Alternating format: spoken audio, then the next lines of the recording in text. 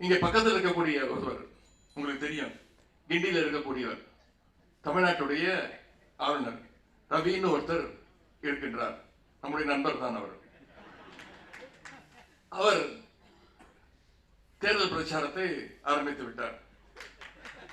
பாசிச பாஜகவுக்கு தேர்தல் பிரச்சாரம் செய்வதாக நினைத்துக் கொண்டு நமக்கு செய்து கொண்டிருக்கிறார்.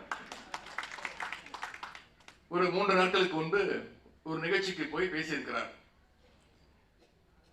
தமிழ்நாடு போராடும், தமிழ்நாடு வெல்லும் அப்படின்னு தமிழ்நாட்டுக்கு எங்க போனாலும் இதே குரலாக இருக்கிறது.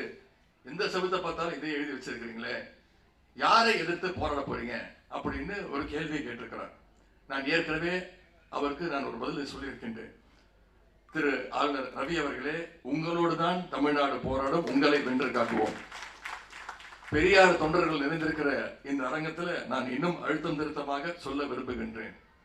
மாநில உரிமைக்காக தமிழ்நாடு போராடும், சமூக நீதியை காக்க தமிழ்நாடு என்றும் போராடும், மதவெறியை சாதி வெறியை எதிர்த்து தமிழ்நாடு நிச்சயம் போராடும், இந்தி திணிப்பை எதிர்த்து தமிழ்நாடு தொடர்ந்து போராடும். ஒரே வரியில சொல்லணும்னா, ஒன்றிய பாசிச பாஜகவை எதிர்த்து தமிழ்நாடு என்றைக்கும் போராடும்.